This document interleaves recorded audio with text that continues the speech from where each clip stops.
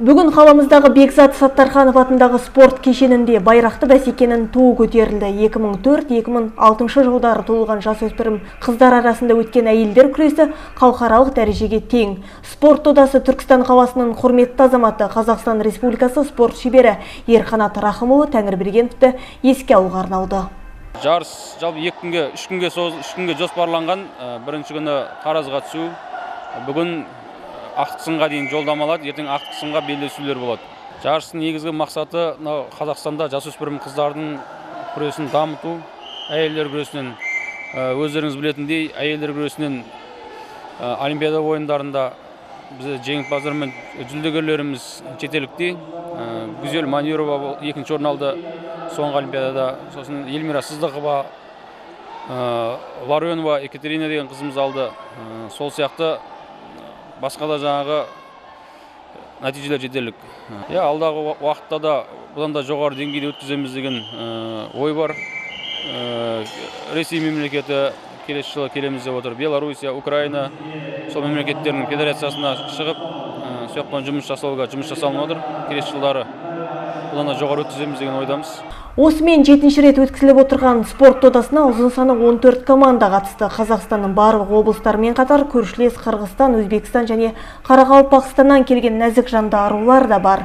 200-ден астам жасөспірім 13 салмақ бойынша сынға түспек. Бапкерлері баптап келген жас спортшылар боз кілемде белдесіп, командалық есеп бойынша кубокқа таласпақ. Мен Өзбекстан Республикасы Ташкент шаһардан келдім. Біздер 35 спортсмен қызларды алып келдік. Біз бұл жарысқа har жыл келеміз. Har жыл бізде жақсы күтіп алады. Жақсы результаттармен қайтамыз.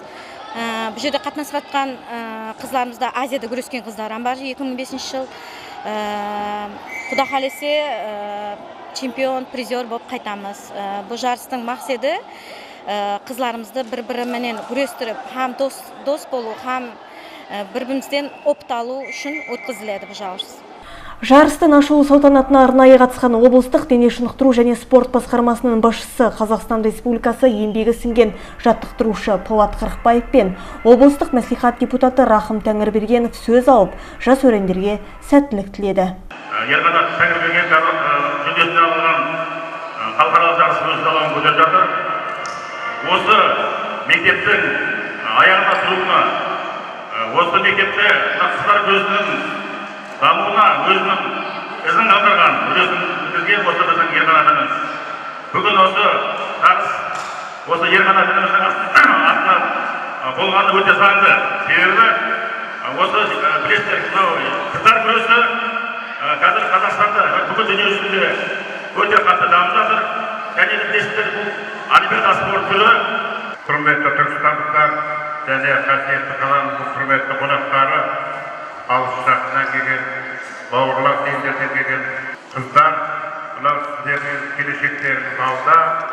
Бұл енді қазір күрестің бар түріне қыздар қатысып жатыр. Басқа мемлекеттерден қалмауымыз керек. Сол себептен сіздердің енді келешектеріңіз алда.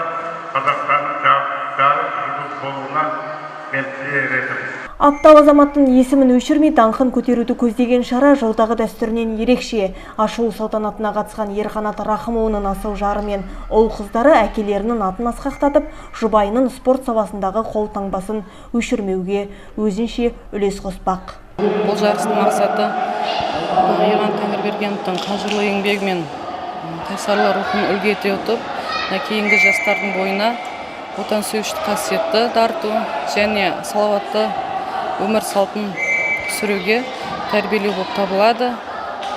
Ерқанат Тәңірбергенов кең пейілді, дархан мінезді, өз ісінің майталманы, спорт жанашыры және спортты қатты сүйетін нағыз нар тұлға ретінде мәңгі жадымызда қалады.